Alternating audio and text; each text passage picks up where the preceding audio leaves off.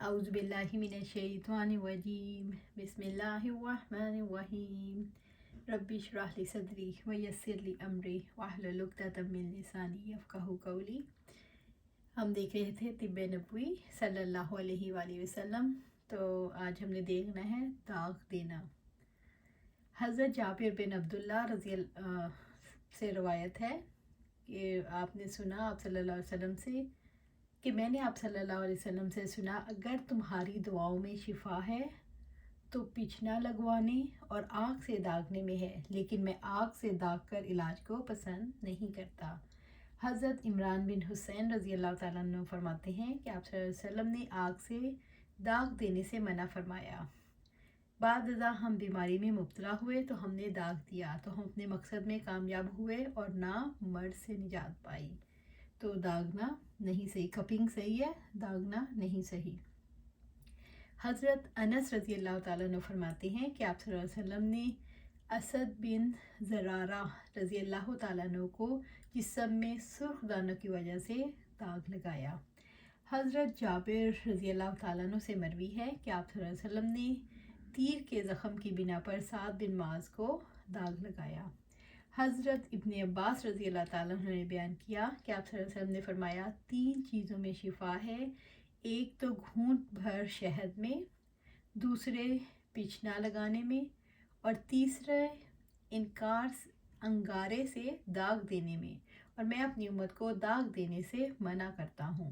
حضرت ابن عباس رضی اللہ تعالیٰ عنہ نے اس حدیث کو مرفوعاً نقل کیا۔ محمد بن عبد الرحمن بن اسد بن زرارہ رضی اللہ تعالیٰ عنہ سے روایت ہے کہ میں نے اپنی چچا یحییٰ بن اسد بن زرارہ سے سنا، اور میں نے تو اپنے لوگوں میں کوئی شخص یحییٰ کی طرح تقوی اور پرہیزگاری میں نہیں دیکھا۔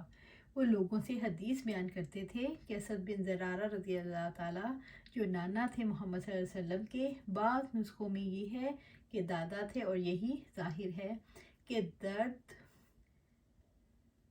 ہوا حلق میں، جس کو ذبح کہتے ہیں اور خناق بھی کہتے ہیں، تو آپ صلی اللہ علیہ وسلم نے فرمایا میں تو ابو امامہ، یہ کنیت ہے سعد بن زرارہ کی، کہ علاج میں اخیر درجہ تک کوشش کروں گا تاکہ لوگ مجھے معذور رکھیں، یعنی یوں نہ کہیں کہ تم نے علاج نہ کیا، اس وجہ سے وہ مر گئے۔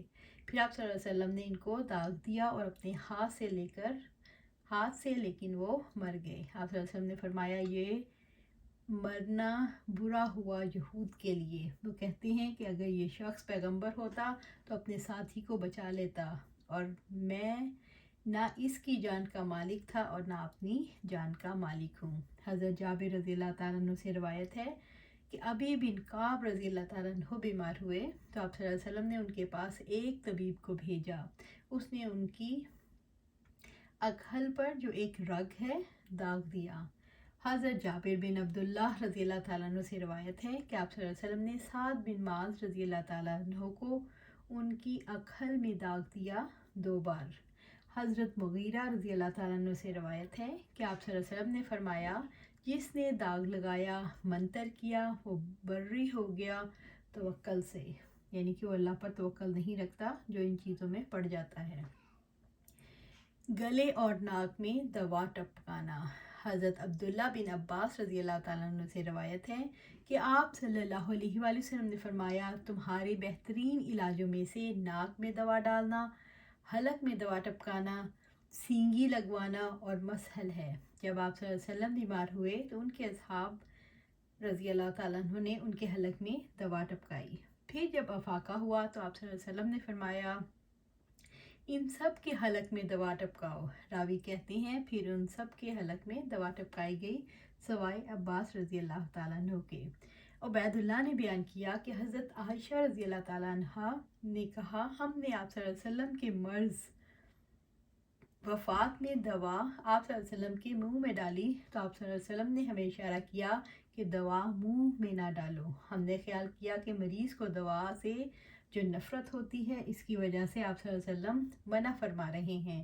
پھر جب آپ صلی اللہ علیہ وسلم کو ہوش ہوا تو آپ صلی اللہ علیہ وسلم نے فرمایا کیوں میں نے تمہیں منع نہیں کیا تھا کہ دوا میرے منہ میں نہ ڈالو؟ ہم نے عرض کیا یہ شاید آپ صلی اللہ علیہ وسلم نے مریض کی دوا سے طبعی نفرت کی وجہ سے فرمایا ہوگا، इस पर आप सल्लल्लाहु अलैहि वसल्लम ने फरमाया, अब घर में जितने लोग इस वक्त मौजूद हैं सब के मुंह में दवा डाली जाए और मैं देखता रहूँगा, अलबत्ता हज़रत अब्बास रज़ी अल्लाह ताला अन्हु को छोड़ दिया जाए क्योंकि वो मेरे मुंह में दवा डालते वक्त मौजूद ना थे, बाद में आए। हज़रत अब्दुल्ला बिन अब्बास रज़ी अल्लाह ताला अन्हु से रवायत है कि आप सल्लल्लाहु अलैहि वसल्लम ने फरमाया, तुम्हारे बेहतरीन इलाजों में से नाक में दवा डालना, हलक में दवा टपकाना, सींगी लगवाना और मसल है, और बेहतरीन सुरमा जो तुम इस्तेमाल करते हो इसमें है, निगाह को रोशन करता है और बाल उगाता है। और आप सल्लल्लाहु अलैहि वसल्लम की एक सुरमेदानी थी, आप सल्लल्लाहु अलैहि वसल्लम सोने से पहले 3 बार हर आंख में सुरमा डालते थे। हज़रत इब्न अब्बास रज़ी अल्लाह ताला अन्हु से रवायत है कि आप सल्लल्लाहु अलैहि वसल्लम ने अपनी नाक में दवा डाली। हज़रत इब्न अब्बास रज़ी अल्लाह ताला अन्हु ने बयान किया कि आप सल्लल्लाहु अलैहि वसल्लम ने पिछना लगवाया और पिछना लगाने वाले को उसकी मजदूरी दी और नाक में दवा डलवाई। दम और दुआ से इलाज। अबू खुज़ामा अपने वालिद से रवायत करते हैं, वो फरमाते हैं कि मैंने आप सल्लल्लाहु अलैहि वसल्लम से सवाल किया, या रसूल अल्लाह सल्लल्लाहु अलैहि वसल्लम, जो दम और दवा हम करते हैं और बचाव की तदबीर किया करते हैं, क्या ये अल्लाह ताला की तकदीर को फेर देंगी? तो आप सल्लल्लाहु अलैहि वसल्लम ने फरमाया, ये ख़ुद अल्लाह ताला की बनाई तकदीर हैं। हज़रत अनस रज़ी अल्लाह ताला अन्हु फरमाते हैं कि आप सल्लल्लाहु अलैहि वसल्लम ने बिच्छू के काटने और फिंसियों के निकल आने में, यानी जो फिंसियाँ निकलती हैं, दम की इजाज़त फरमाई है। हज़रत इमरान बिन हुसैन रज़ी अल्लाह ताला अन्हु फरमाते हैं कि आप सल्लल्लाहु अलैहि वसल्लम ने फरमाया, दम सिर्फ नज़र बद लगने और बिच्छू वगैरह के काटने से है। सहल बिन हनीफ रज़ी अल्लाह ताला अन्हु से मरवी है कि मैं एक नदी के करीब से गुज़रा तो इसमें उतरकर गुस्ल किया, जब मैं गुस्ल से फारिग हुआ तो मुझे बुखार चढ़ गया।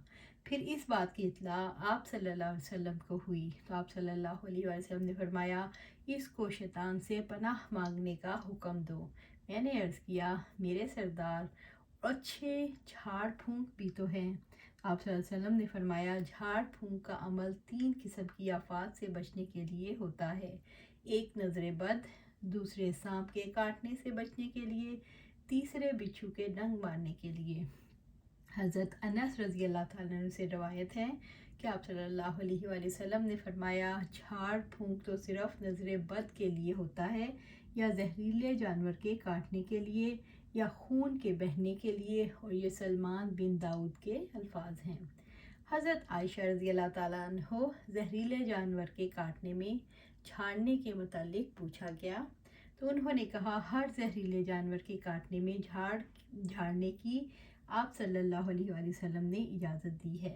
हज़रत उमर बिन हज़म रज़ी अल्लाह ताला अन्हु से रवायत है, कहते हैं कि मैंने सांप काटने का दम आप सल्लल्लाहु अलैहि वसल्लम को सुनाया तो आप सल्लल्लाहु अलैहि वसल्लम ने इसके करने का हुक्म दिया।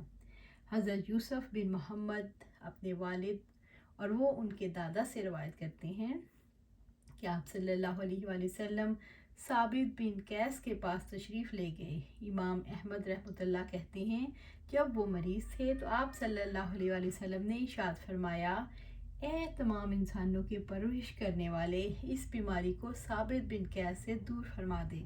फिर आप सल्लल्लाहु अलैहि वसल्लम ने बुतहान की कच्ची मिट्टी लेकर एक प्याले में रखी और इस पर पानी फूंक कर डाल दिया।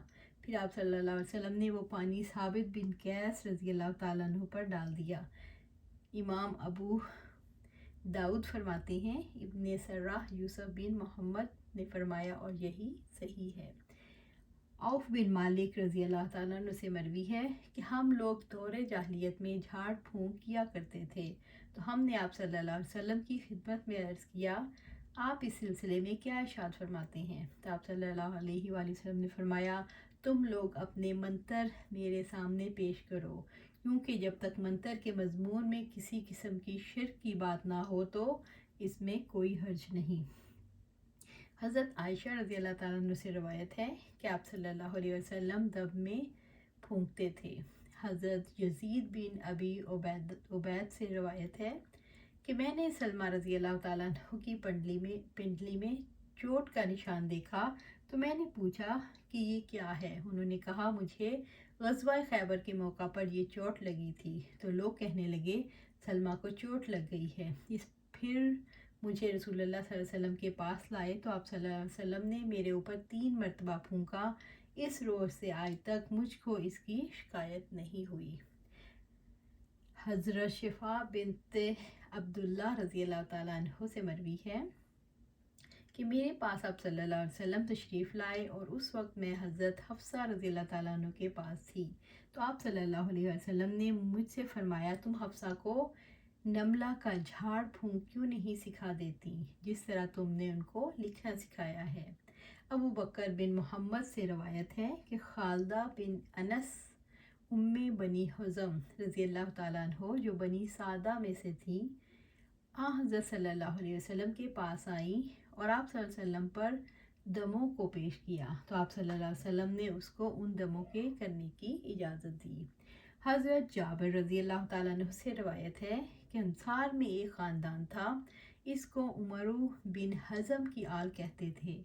وہ دم کرتے تھے ڈنگ سے اور آپ صلی اللہ علیہ وسلم نے منع کر دیا تھا دموں سے. تو وہ لوگ آپ صلی اللہ علیہ وسلم کے پاس آئے اور عرض کیا یا رسول اللہ صلی اللہ علیہ وسلم آپ صلی اللہ علیہ وسلم نے دموں سے منع کر دیا اور ہم تو دم کرتے تھے ڈنگ کا.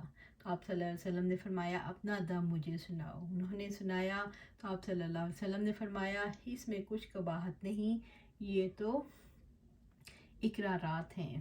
حضرت انس رضی اللہ تعالیٰ عنہ سے روایت ہے کہ آپ صلی اللہ علیہ وسلم نے ڈنگ مارنے میں اور نظر بد میں اور نملہ میں دم کی اجازت دی. وہ ایک بیماری ہے جس میں پسلی میں دانے نکل آتے ہیں اور زخم پڑ جاتے ہیں. اب ہم موضوعات پڑھ کر مریض کو دم کرنا یعنی دونوں قل اعوذ برب الفلق اور ناس, تو انشاءاللہ اس کو ہم کل دیکھیں گے.